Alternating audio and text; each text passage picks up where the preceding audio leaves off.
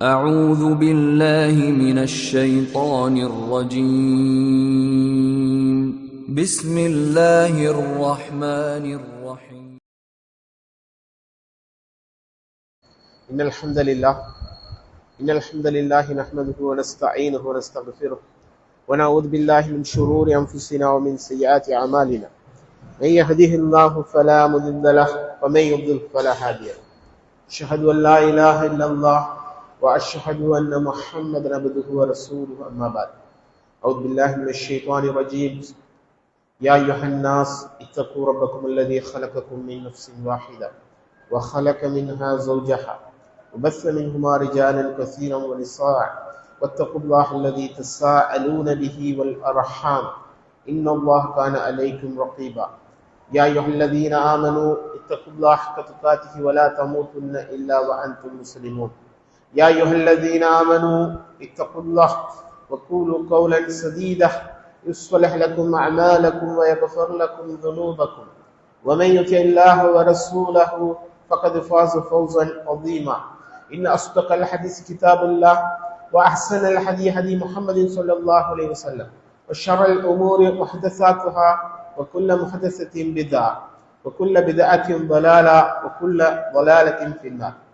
வார்த்தைகளில் உண்மையானது அல்லாஹ்வுடைய வார்த்தை, வழிகாட்டுதல்களில் சிறந்தது அல்லாஹ்வின் தூதர் முஹம்மது ஸல்லல்லாஹு அலைஹி வஸல்லம் அவர்களது வழிகாட்டுதல்.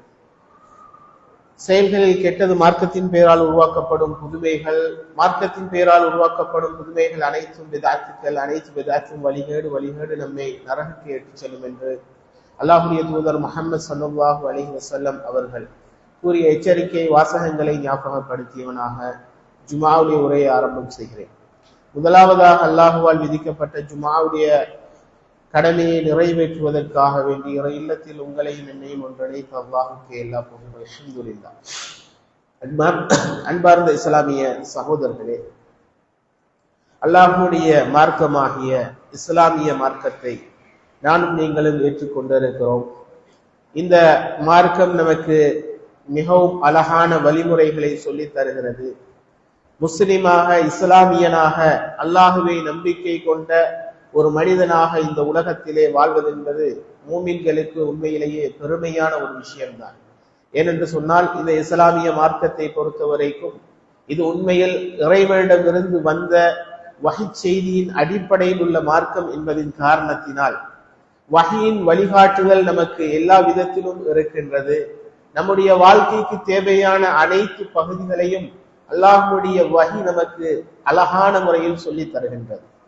மனிதர்கள் சொல்லக்கூடிய சட்டங்களை விட்டும், உலகத்தில் மனிதர்கள் இயற்றக்கூடிய சட்டங்களை விட்டும், இறைவன் இயற்றிய, இறைவன் சொல்லி தந்த, இறைவன் எங்களுக்கு படித்து தந்த சட்டங்களை நாம் ஏற்றுக்கொண்டிருப்பதினால் கண்டிப்பாக நம்முடைய வாழ்க்கையில் உண்மையில் மற்றவர்களை விட மிகப்பெரிய ஒரு வேறுபாடு இருக்கிறது. அன்பார்ந்த இஸ்லாமிய சகோதரர்களே, இந்த இஸ்லாத்தின் அடிப்படையை நாம் புரிந்து கொள்வது நமக்கு மிகவும் முக்கியமான ஒன்றாக இருக்கிறது. இஸ்லாம் என்பது அல்லாஹ்விடமிருந்து நமக்கு வழங்கப்பட்ட மார்க்கம்.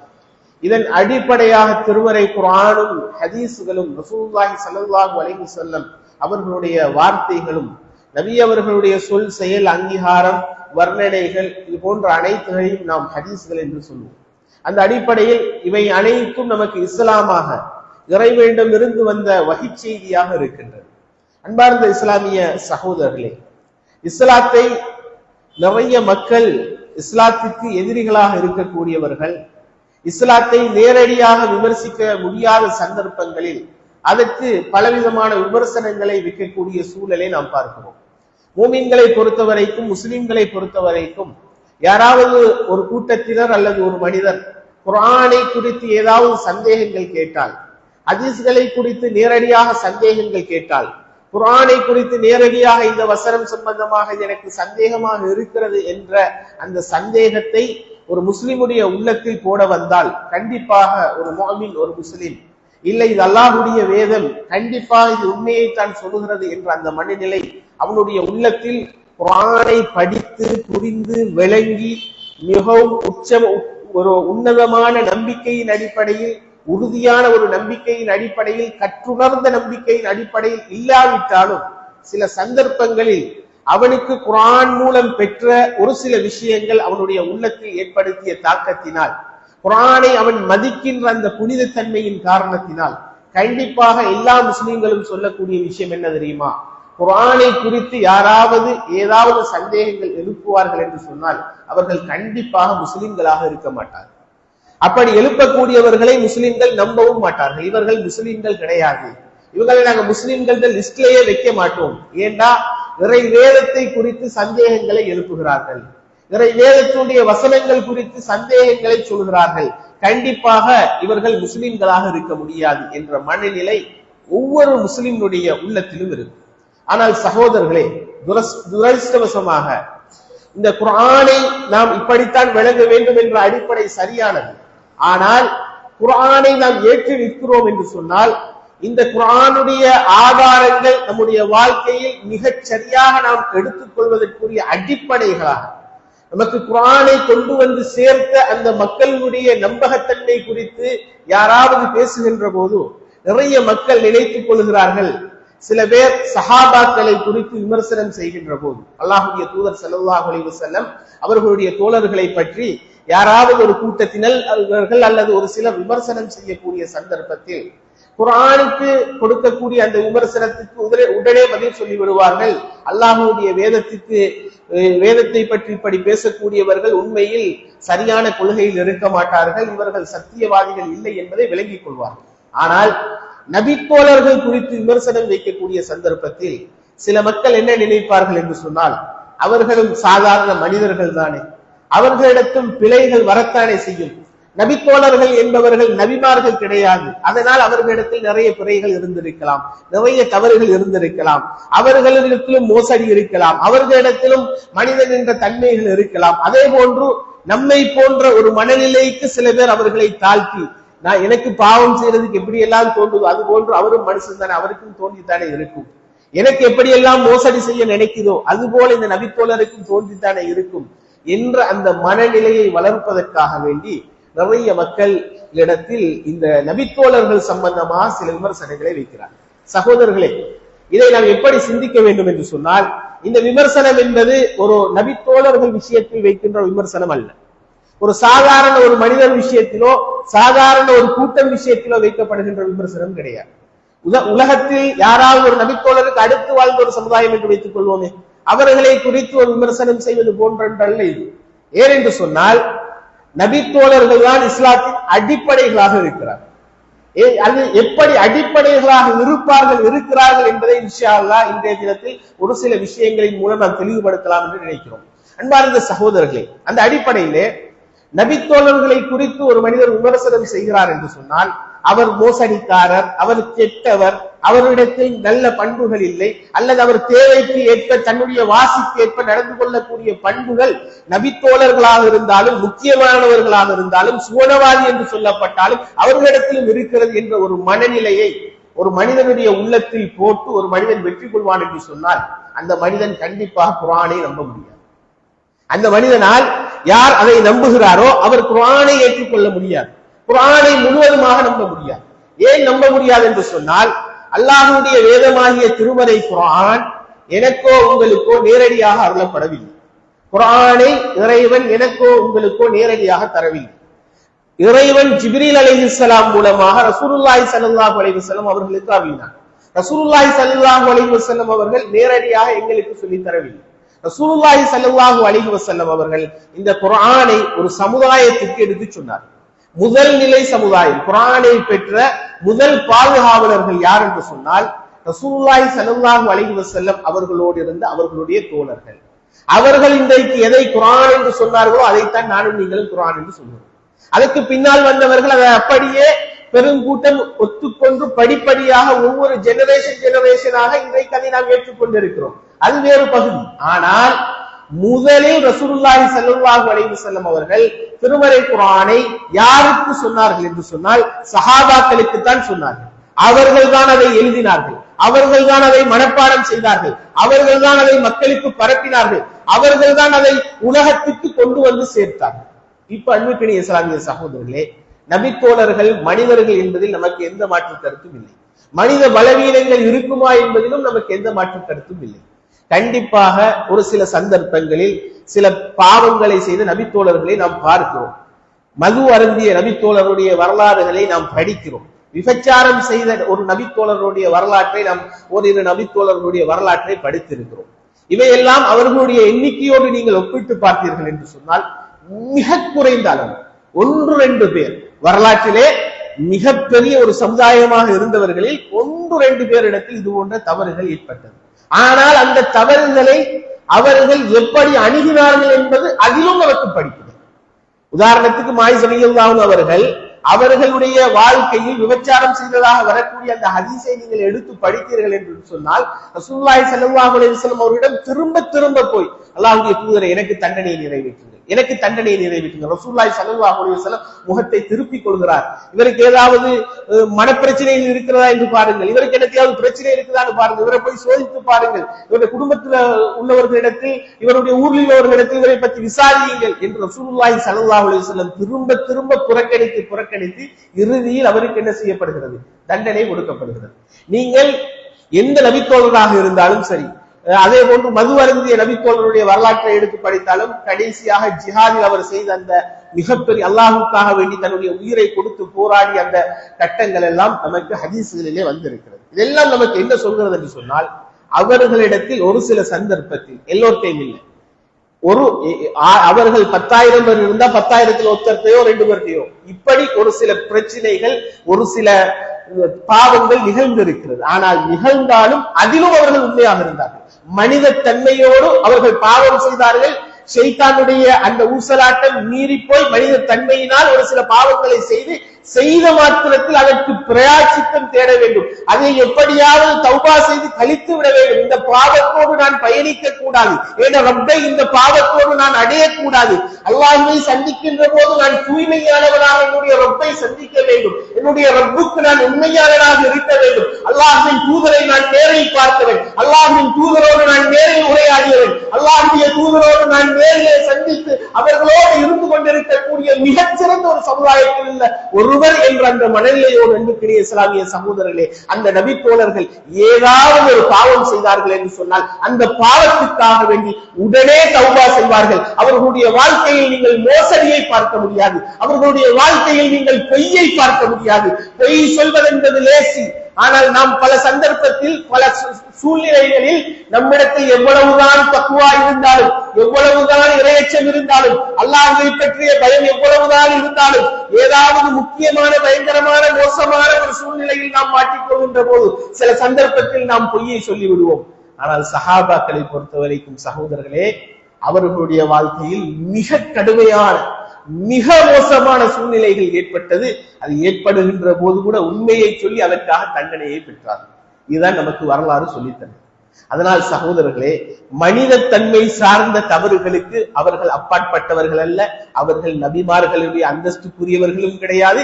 நபிமார்களுடைய அந்தஸ்தை வைத்து நாம் பார்க்க சொல்லவும் இல்லை. ஆனால் சகோதரர்களே, அவர்கள் நம்மை போன்றவர்கள் கிடையாது.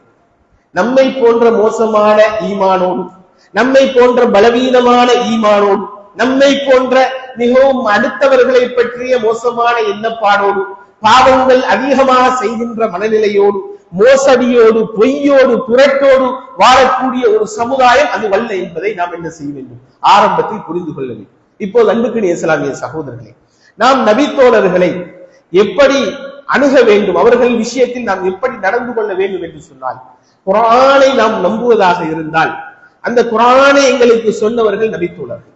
அந்த நபித்தோழர்களின் மூலம் தான் குர்ஆன் எங்களுக்கு வந்தது. யாராவது ஒருத்தர் நம்புறாருன்னு சொன்னா, இந்த நபித்தோழர் பொய் சொல்லுவாரு, இந்த நபித்தோழர் மோசடிக்காரரு, இந்த நபித்தோழர் பதவிக்காக வேண்டி எப்படியும் பேசுவாரு, எப்படியும் நடந்து கொள்வாரு, பதவி ஆசை பிடித்தவர், பதவி ஆசைக்காக எப்படியும் நடந்து கொள்வாரு அப்படின்னு ஒருத்தர் நம்புவார்னு சொன்னா, அந்த நபித்தோழர் சொன்ன குர்ஆன் எப்படி சரியானதாக இருக்கும் என்பதை அவர் சிந்திக்கவில்லை.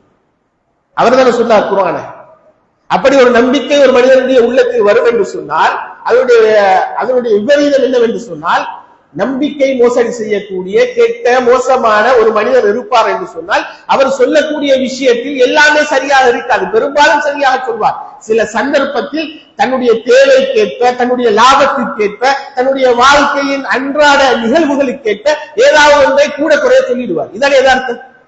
அப்ப அன்புக்கினிய இஸ்லாமிய சகோதரர்களே, நபித்தோழர்கள் விஷயத்தில் அவர் கெட்டவர், அவர் மோசமானவர், அவர் இப்படித்தான் பதவி வரி குடித்தவர் அல்லது இந்த மாதிரி ஏதோ ஒரு மனநிலை நம்முடைய உள்ளத்தில் வந்துவிடும் என்று சொன்னால் சகோதரர்களே, அதனுடைய விபரீதம் என்னவென்று சொன்னால் இந்த குர்ஆன் பாதுகாக்கப்படவில்லை. இந்த திக்ரை, இந்த குர்ஆனை, இந்த வேதத்தை, இந்த வஹ்யை நாம் தான் அறிகிறோம், நாமே பாதுகாப்போம் என்று நம்மை படைத்த ரப்புல் ஆலமீன் சொல்லக்கூடிய அந்த வார்த்தையை நம்பிக்கொண்டு ஒரு மனிதன் அல்லாஹ்வுடைய தூதருடைய தோழர்களை, அந்த நம்பகமிக்க சமுதாயத்தை, குன்தும் கைர உம்மத்தின் உஹ்ரிஜத் லின்னாஸ், இந்த உலகத்துக்கு அது வந்த சமுதாயங்களிலே மிகச்சிறந்த சமுதாயம் நீங்கள் தான், உங்களை மிஞ்சிய ஒரு சமுதாயம் கிடையாது என்று அல்லாஹ் சொல்லக்கூடிய அல்லாஹ் உங்களை பொருத்திக் கொண்டான், அவர்களும் அல்லாஹ்வை பொருத்திக் கொண்டார்கள் என்று சொல்லக்கூடிய அல்லாஹ்வின் பொருத்தத்தை, அல்லாஹ்வின் நம்பிக்கையை, அல்லாஹ்வுடைய நம்பிக்கைக்கு, ரசூலுல்லாஹ்வுடைய நம்பிக்கைக்கு உபகாரமான ஒரு கூட்டத்தை நாம் சந்தேகப்படுவோம் என்று சொன்னால், அவர்கள் விஷயத்தில் நம்முடைய உள்ளத்தில் தேவையில்லாத சந்தேகங்கள் விழும் என்று சொன்னால், அவர்கள் கொண்டு வந்த குர்ஆனில் திருத்தங்கள் இருக்க வாய்ப்பு இருக்கிறது. அவர்கள் கொண்டு வந்து நமக்கு சொன்ன இந்த குர்ஆனில் பலவிதமான கூற்றல் குறைதல்கள் இருக்க வாய்ப்புகள் இருக்கிறது. ஏனென்றால் அதை சொன்னவர்களே நம்பகம் இல்லாதவர்கள் என்று சொன்னால் சகோதரர்களே, ஹதீஸ் கலையில ஒரு அடிப்படை இருக்கிறது. என்ன தெரியுமா? அஸ்ஸஹாபத்து குல்லுஹும் உதூல். நபித்தோழர்களை பொறுத்த வரைக்கும் அவர்கள் எல்லோரும் நம்பகமானவர். ஒரு ஹதீஸ அறிவிக்கிற நேரத்துல எங்களுக்கு எல்லாம் ஹதீஸ்களை பத்தி தெரியும். இப்போ ஒரு ஹதீஸ் எங்களுக்கு வந்து சேருதுன்னு சொன்னா அந்த ஹதீஸினுடைய அறிவிப்பாளர்களை நம்ம பலம் பலகீனம், இது லைஃபான செய்தி, இது மௌதுவான செய்தி, இட்டுக்கட்டப்பட்ட செய்தி அப்படின்னு தரம் பிரிப்போம். மத்ரூக்கான செய்தி, விடப்படக்கூடிய செய்தி, சரியான செய்தி, சஹீஹான செய்தி என்று சொல்லுவோம். இப்படி தரம் பிரிக்கிறதுக்கு காரணம் என்ன தெரியுமா? இந்த ஹதீஸ்களுடைய அறிவிப்பாளர். இப்ப உதாரணத்துக்கு புகாரி இமாம் ஒரு ஹதீஸை அறிவிக்கிறார் என்று சொன்னால், இமாம் புகாரி அவர்களுக்கு அறிவிக்கக்கூடிய அந்த அறிவிப்பாளர்கள் அவருக்கு அறிவித்த ஒருவர், அவருக்கு அறிவித்தவர், அவருக்கு ஒரு அறிவித்தவர் என்று கடைசிக்கு அது எங்க போய் நிற்கும் சொன்னா, ஒரு சஹாபிட்ட போய் அந்த சஹாபிட்டு ரசூலுல்லாஹ் ரசூலுல்லாஹ் ஒரு செய்தி, அடுத்தது சஹாபாக்கள் யாராவது அறிவிப்பாங்க, அதற்கு பிறகு தாபியீன்கள், தபா தாபியீன்கள், அப்படி அடுத்தடுத்து வந்து புகாரி இமாம் தான் வரும். இப்ப சகோதரர்களே, இந்த செய்தியினுடைய அறிவிப்பாளர்கள் நம்ம பார்க்கிற நேரத்துல இதுல யாராவது ஒருத்தர் கொஞ்சம் மோசமானவர் என்று சொன்னா, அல்லது மனநத்தன்மை நல்லவராகவே இருப்பாரு, சில சந்தர்ப்பங்கள் மனநத்தன்மையில குறை. எந்த அளவுக்குள்ள சகோதரர்களே, இன்றைக்கு ஹதீஸ் கலையில இந்த சஹீஹ் லைஃப் பார்த்த மாதிரி இன்றைக்கு எங்களை யாரையாவது பார்க்கணும், எங்கட நாங்க இருக்கிற இந்த சமுதாயத்தில யாரையாவது பார்த்து இவர் சஹீஹான்னு சொன்னா, நீங்க ஒருத்தரை எடுத்து காட்டினீங்கன்னு சொன்னா, இவர் எவ்வளவு நம்பகமானவர் தெரியுமா, எவ்வளவு மார்க்க பேணுதலானவர் தெரியுமா அப்படின்னு நீங்க எடுத்து காட்டுகின்ற பல பேர் இன்றைக்கு பலகீனமானவர்களாக இருப்பார். ஏன்னா எந்த அளவுக்கு பார்த்தாங்க தெரியுமா ஹதீஸ் கலையில, மிக அதற்காக வேண்டி நம்பகத்தன்மையிலும் அவ்வளவு பார்ப்பாங்க. அதே நேரத்துல ஞாபக சக்தியிலும் சில அறிவிப்பாளர்கள் சில செய்திகளை சொல்வார்கள், சொல்லிட்டு அவருக்கு எந்த பிரச்சனையும் வைக்காது. தக்குவாதாரி நல்ல மனுஷன், அவருடைய வாழ்க்கை பெர்ஃபெக்டா இருக்கும், அந்த அளவுக்கு நல்ல மனுஷன். ஆனா ஒரு செய்தியை சொல்லி இருப்பாரு, அதே செய்தியை ஒரு 2 வருஷத்துக்கு பிறகு அவர்கிட்ட வந்து கேட்பாங்க. கேட்கக்கூடிய நேரத்துல அதை கொஞ்சம் மாற்றி சொல்லுவார். 2 வருஷத்துக்கு எங்கள்கிட்ட ஒரு விஷயத்தை கேட்டுட்டு 2 வருஷத்துல கேட்டா நாங்க எப்படி அறிவிப்போம்? நாங்க எங்களுக்கு பாதி மறந்துக்கும். அவர் 2 வருஷத்துல வந்து கேட்கிற நேரத்துல அதுல ஒரு சிம்பிள் மாற்றம் செஞ்சாட்டு வைங்களே, அதே மாதிரி இன்னொரு 2 ஹதீஸை கேட்கிற நேரத்துல அது மாதிரி 2 இடத்துல இப்படி மாற்றம் செய்தார்னு சொன்னா அவரை எந்த லிஸ்ட்ல கொண்டு வந்துருவாங்கன்னு கேட்டா, பலகீனமான அறிவிப்பாளர், நல்ல மனுஷன் தான், ஆனா அவருடைய மனநத்தன்மையில் கோளாறு இருக்கிறது. அப்படி பார்த்தோம்னா இன்னைக்கு எல்லாருமே மனத்தன்மையில கோளாறுன்ற அளவுக்கு வந்து, அன்றைக்கு அவ்வளவு பாதுகாப்பு மனத்தன்மை அவ்வளவு ஷாப் ஆயிடுச்சு, இன்றைக்கு அப்படி இல்லை எங்கள்கிட்ட. அதற்கு இன்றைய நவீன டெக்னாலஜி ஒரு காரணம் தான். ஆகவே சகோதரர்களே, அவ்வளவு பார்ப்பாங்க ஹதீஸ் கலையில. இதுல இப்ப இந்த நபித்தோழர்களை தவிர்த்து, ரசூலுல்லாஹ்வுடைய நபித்தோழர்களை தவிர்த்து எல்லாரையும் எப்படி பார்ப்பாங்கன்னு கேட்டா, இவர் நல்லவரா கெட்டவரா, இவர ஊர் என்ன, இவர் எப்படி, இவர மரணத்தன்மை எல்லாம் பார்ப்பாங்க. ஆனா அஸ்ஸஹாபத்து குல்லுஹும் உதூல், நபித்தோழர்கள் அனைவரும் நம்பகமானவர்கள்.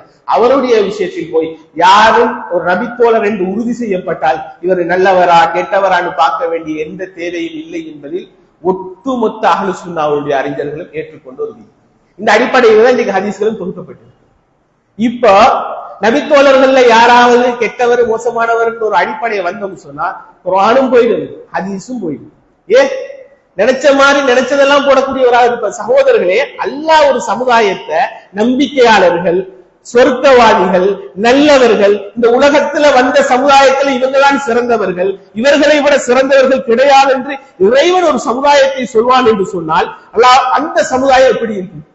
ஹைருன் நாஸ் கர்னி, ரசூலுல்லாஹி ஸல்லல்லாஹு அலைஹி வஸல்லம் சொல்கிறார்கள், மிகச்சிறந்த சமுதாயம் என்னுடைய சமுதாயம். அதற்கு பிறகு சும்மல்லதீன யலூனஹும், அவர்களை தொடர்ந்து வரக்கூடியவர்கள், சும்மல்லதீன யலூனஹும், அதற்கு பிறகு அவர்களை தொடர்ந்து வரக்கூடியவர்கள். அதே போன்று நாம் பார்க்கிறோம் அன்புக்குரிய இஸ்லாமிய சகோதரர்களே, திருமறை குர்ஆனில எத்தனை வசனங்கள் எங்களுக்கு சொல்லுது. அல்லாஹ் குர்ஆன்ல சொல்றான், சூரா ஜும்ஆவுல, வல்லதி பாஸஃபில் உம்மீன ரசூலா, அவன்தான் உம்மீன்களுக்கு ஒரு தூதரை அனுப்பினான்.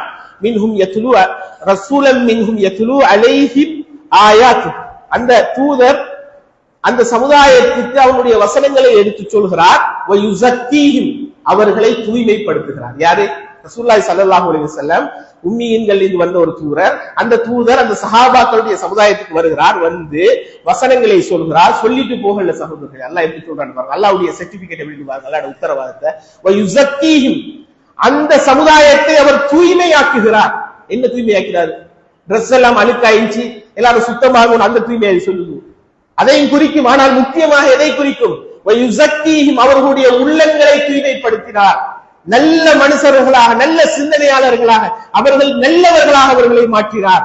வயுஅல்லிமுஹுமுல் கிதாப வல் ஹிக்மா, அவர்களுக்கு வேதத்தையும் ஞானத்தையும் கற்றுக் கொடுத்தார். சமுதாயத்துக்கு ரசூலுல்லாஹி ஸல்லல்லாஹு அலைஹி வஸல்லம் செஞ்சாங்க, வேதத்தையும் குர்ஆனையும் ஞானத்தையும் கற்றுக் கொடுத்தார்கள் என்று அல்லாஹ் சொல்லிட்டு, வைன் கானு மின் கபல் லஃபி ضلال முபீன், இதற்கு முன்னர் அவர்கள் தெளிவான வழிகாட்டில் இருந்தார்கள், இப்ப சரியான வழியில் இருக்கிறாங்க என்று அல்லாஹ் சொல்லக்கூடிய சூரா ஜும்ஆவுடைய வசனத்தில் இறைவன் தெளிவாக சொல்கிறான். வயுஸக்கீஹும் வயுஅல்லிமுஹுமுல் கிதாப வல் ஹிக்மா, ரசூலுல்லாஹ் வந்த அந்த சஹாபாக்களுக்கு என்ன செய்தார்? அவர்களை தூய்மைப்படுத்தினார். தூய்மைப்படுத்தி மட்டுமல்ல, அவர்களை தூய்மைப்படுத்தி அவர்களுக்கு வேதத்தையும் படிச்சு கொடுத்து ஞானத்தையும் படிச்சு கொடுத்தாங்க. உலகத்தினுடைய பெஸ்ட் டீச்சர். இன்றைக்கு எத்தனையோ டீச்சர்ஸ் மாதிரி இருக்கலாம், நான் தான் பெரிய டீச்சர்ஸ் சொல்லலாம். ஆனா அல்லாஹ் ஒரு டீச்சர் அனுப்புறான், அவர் டீச்சர். அல்லாஹ் ஒரு டீச்சரை, அது ஒட்டுமொத்த உலகத்துக்கும் இதுக்கு பிறகு உலகம் அழிகிற காலம் வரைக்கும் இந்த டீச்சிங் மெத்தட் தான், இந்த டீச்சர் தான் உங்களுக்கு டீச்சர்னு சொன்னா அவர் எப்படி இருக்கும்? எவ்வளவு பெஸ்டா விளங்கப்படுத்துவாரு, எவ்வளவு அழகா விளங்கப்படுத்துவாரு. அவ்வளவு அழகாக விளங்கப்படுத்தக்கூடிய மிகச்சிறந்த ஆசிரியர் ரசூலுல்லாஹி ஸல்லல்லாஹு அலைஹி வஸல்லம். அந்த ஆசிரியரிடம் பாடம் பெற்றவர்கள் அல்லாஹ்வுடைய தூதருடைய தோழர்கள், நேரடியாக பாடம் பெற்றார்கள். இன்னைக்கு யாரோ உலகத்துல கொஞ்சம் ஒரு காலத்துல ஃபேமஸா இருந்தா அவர்கிட்ட பாடம் படிச்சா, இவர் யார் தெரியுமா, அவர்கிட்ட படிச்சவர் தெரியுமா, எவ்வளவு பெருமையா சொல்றதை பார்க்கிறோம். இன்னைக்கு நோமலா ஒரு சாதாரணமா ஏதோ ஒரு துறையில கொஞ்சம் ஓரளவுக்கு ஃபேமஸ் ஆயிராங்களே, அவர்கிட்ட படிச்சுட்டாலே என்ன சொல்றாங்கன்னு கேட்டா அவருக்கு எந்த உத்தரவாதமும் இல்லை. அவரை படிப்பு அவருக்கு வேண்ட அறிவு இருக்கலாம், ஆனால் அவருடைய கல்வி முறைக்கு எந்த உத்தரவாதமும் இல்லை. ஆனா ரசூலுடைய கல்வி முறை உத்தரவாதம் உள்ள கல்வி முறை. அல்லாஹ் அந்த இறை தூதர் ஒரு கூட்டத்துக்கு படிச்சு கொடுக்குறான்னு எப்படி படிச்சு கொடுத்திருப்பாங்க? எப்படி அந்த சமுதாயத்துக்கு வேதத்தையும் ஞானத்தையும் எப்படி கொடுத்திருப்பாங்க? என்னங்க சகோதரர்கள், உலகத்தில் உள்ள எல்லா வழிகேடுகளை புரிந்து கொள்வதா ஒரே ஒரு அடிப்படை. நீங்க மிச்சம் குர்ஆன் சுன்னாவுல மிச்சம் கஷ்டப்பட்டு தேடி தலையை பிச்சுக்க வேண்டிய தேவையில்லை. ஒரே ஒரு அடிப்படை தான். சஹாபாக்கள் விஷயத்தில் யாரெல்லாம் வரம்பு மீறுகிறார்களோ அவர்கள் அனைவரும் வழிகேடு. வரலாற்றுல ரசூலுல்லாஹ்வுடைய காலத்துக்கு பிறகு வந்த எந்த வழிகட்ட சித்தாந்தமாக ஹவாரிஜிகளாக இருக்கலாம், ஷியாக்களாக இருக்கலாம், ஹவாரிஜிகளாக இருக்கலாம், முஅத்தஸிலாக்களாக இருக்கலாம், அதாவது கத்ரியாக்களாக இருக்கலாம், எந்த வழிகட்ட சிந்தனையாக இருந்தாலும் சரி, எந்த வழிகட்ட முர்ஜியாக்களாக இருக்கலாம், யாரை எடுத்து பாருங்க, அவனோட முதல் கன்செப்ட் என்னன்னு சொன்னா சஹாபாக்கள் விஷயத்தில் சந்தேகங்களை கிளப்புவார்கள், அவர்களுடைய நம்பகத்தன்மையை தகர்ப்பார்கள், அதற்கு பிறகு அவங்கள வார்த்தையை போடுவாங்க. ஏன்னு கேட்டா சஹாபாக்கள் மார்க்கத்தினுடைய பாதுகாவலர்கள், அவர்கள் இந்த மார்க்கத்தை விளங்கிய விதத்தில் விளங்குவதுதான் இஸ்லாம். அந்த இஸ்லாம் ரசூலுல்லாஹி ஸல்லல்லாஹு அலைஹி வஸல்லம் படிச்சு கொடுத்தது அப்படியே விளங்குற ஒரு கூட்டம். இப்படி இருக்கிற நேரத்துல அது பெரிய ஒரு சுவர். இந்த சுவத்துக்கு முன்னால யாராவது ஒரு தனி மனிதனோ ஒரு தனி கொள்கையோ உள்ளுக்கு வர முடியாது. ஏதாவது ஒண்ணு வந்தா இந்த நபித்தோழர்கள் இந்த பண்பு இல்லையே, நபித்தோழர்கள் இப்படி இஸ்லாத்தை அணுகலையே அப்படின்னு லேசா உடைச்சிட்டு போயிடுவோம். அதுக்கு என்ன செஞ்சாங்கன்னு கேட்டா எல்லா வழிநடர்களும் முதல்ல நபித்தோழர்களை இல்லாமல் ஆக்குவோம். நபித்தோழர்களே சந்தேகத்துக்கிடமானவர்கள், நபித்தோழர்களுக்கே விளக்கம் இல்லை. எப்படி ஹதீஸ்கள் எல்லாம் சொல்லப்பட்டது? நபித்தோழர்கள் எந்த அளவுக்கு ரசூலுல்லாஹ்வுடைய தோழர்களுக்கு அறிவில்லைன்னு சொன்னா சில சந்தர்ப்பங்கள்ல நீங்க பாருங்க, நபித்தோழர்கள் எப்படி இருந்தார்கள் என்று சொன்னால் குர்ஆனுடைய வசனங்கள் அருளப்படும், அதாவது வெள்ளை இந்த கருப்பு கைத்திலிருந்து வெள்ளை கை தெளிவாகின்ற வரை என்ன செய்யுங்கள், உண்ணுங்கள், பருகுங்கள் என்ற இந்த வசனம் அருளப்பட்டது. இது சம்பந்தமாக சஹாபாக்களுக்கு அறிவே இல்லாம இருந்துச்சு அப்படின்னு சொன்னாங்க. எப்படி வஷ்ரபு ஹத்தா யதபய்யன லக்குமுல் ஹைத்துல் அபியத் மினல் ஹைத்தில் அஸ்வத், வெள்ளை கையிலிருந்து கருப்பு கயிறு தெளிவாகின்ற வரை நீங்கள் என்ன செய்யுங்கள், உண்ணுங்கள் பருகுங்கள் என்ற இந்த வசனம் எங்களுக்கே விளங்குது பாருங்க.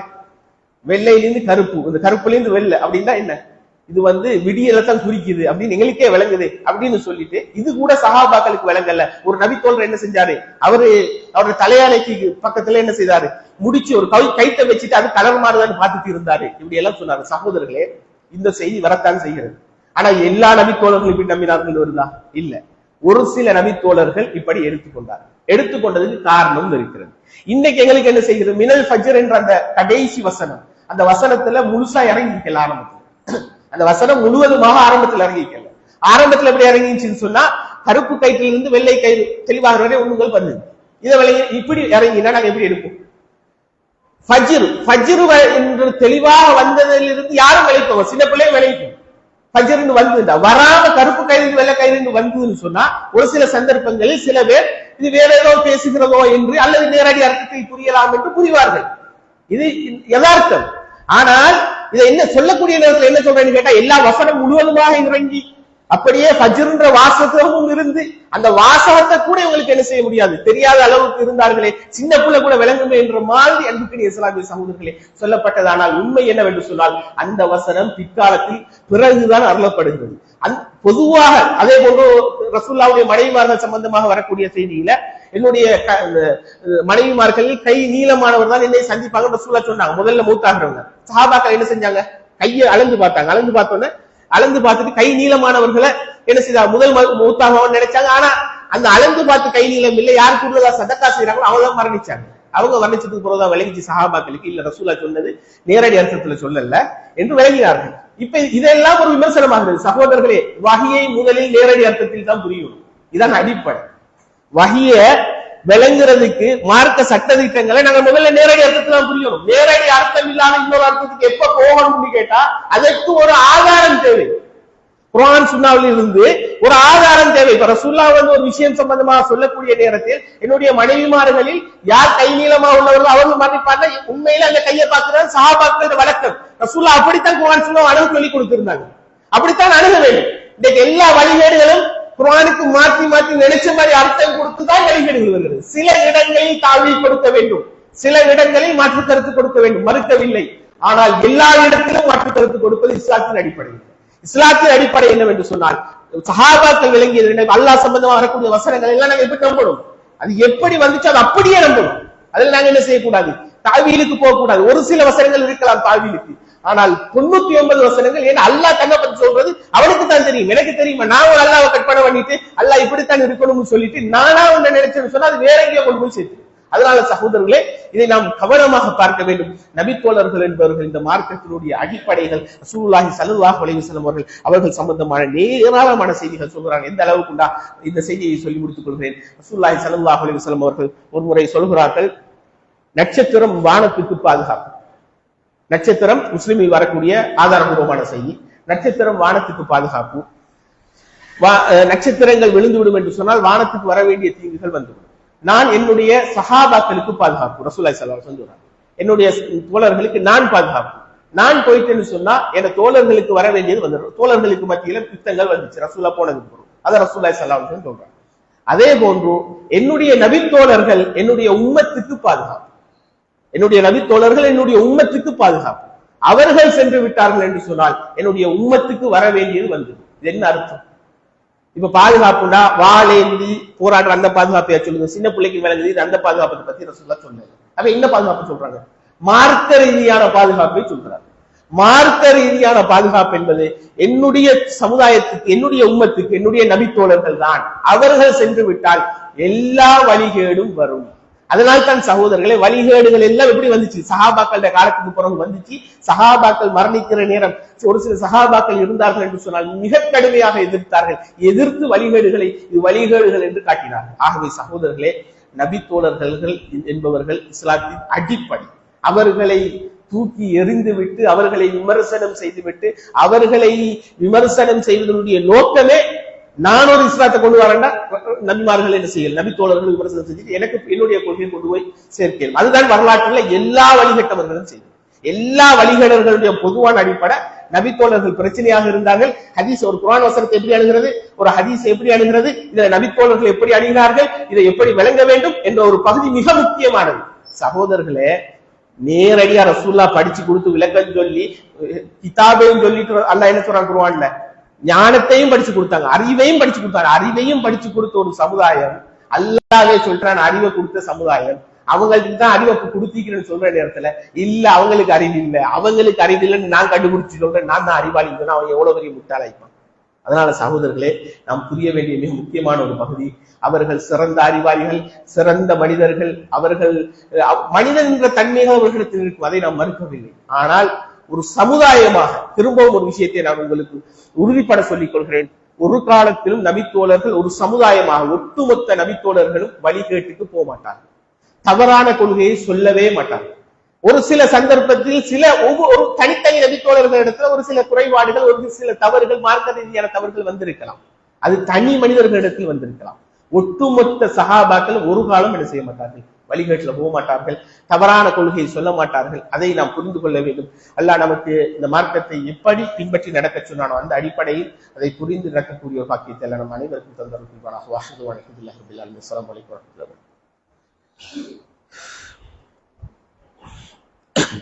அல்ஹம்துலில்லாஹ் ஸலாத்து வஸ்ஸலாமு அலா ரசூலுல்லாஹி ஸல்லல்லாஹு அலைஹி வஸல்லம் வஸ்ஹபிஹி அஜ்மஈன். அம்மா பஅத். அன்பார்ந்த இஸ்லாமிய சகோதரர்களே, அல்லாஹ் திருமறை குர்ஆன் நெடுகிலும் ஏராளமான வசனங்களில் நமக்கு நிறைய அடிப்படைகளை சொல்லி தருகிறார்.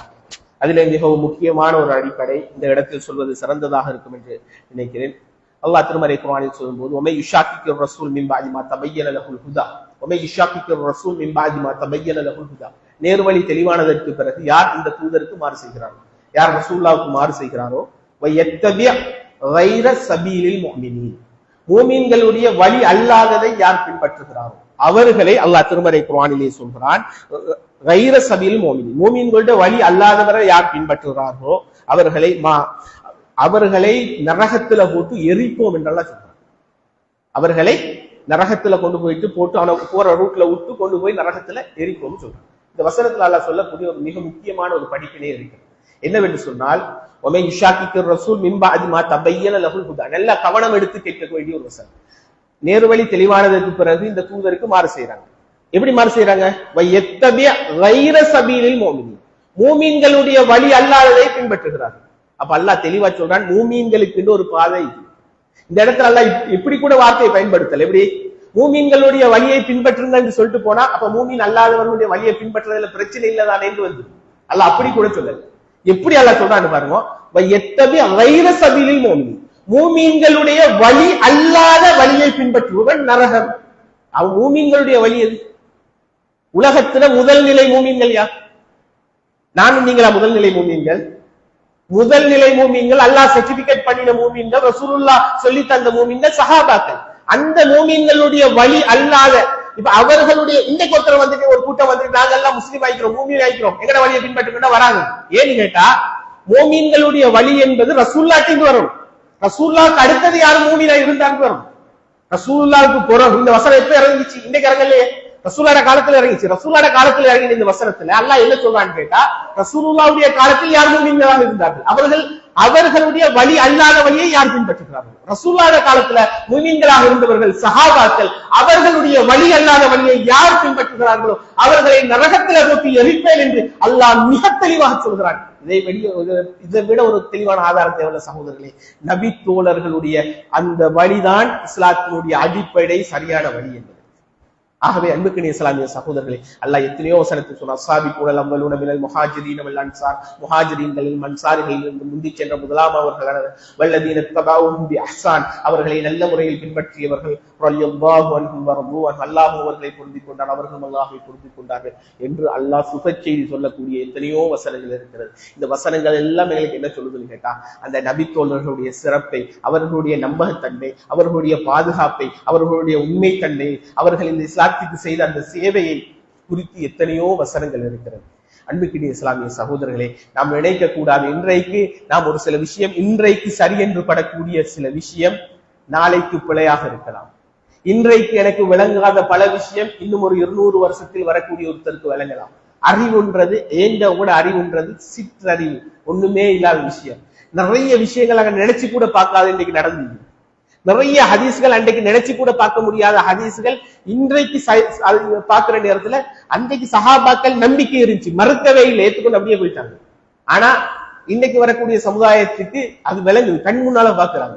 இதைத்தான் ரசூலுல்லாஹ் சொன்னோன்னு படிக்கிறாங்க. அதே மாதிரி எங்கட காலத்துல எத்தனையோ ஹதீஸ்கள் சொல்லப்பட்டு இருக்கும், அது எங்கட காலத்துக்கு விளங்காது. இன்னும் மறுமைக்கு நெருக்கமான ஒரு கூட்டம் அதை புரிஞ்சு கொள்ளும். இது சகோதரர்களே எங்களுடைய அறிவை பயன்படுத்தி அணுகின்ற ஒரு இடம் அல்ல. எங்களோட அறிவுன்றது குறைவுடையது. அது அறிவுன்றதே உண்மையான அறிவுன்றதே என்னன்னு நான் எவ்வளவு எனக்கு எவ்வளவு அறிவு இருக்குன்னு தெரிஞ்சு வச்சுக்கிறதுதான் உண்மையான அறிவு.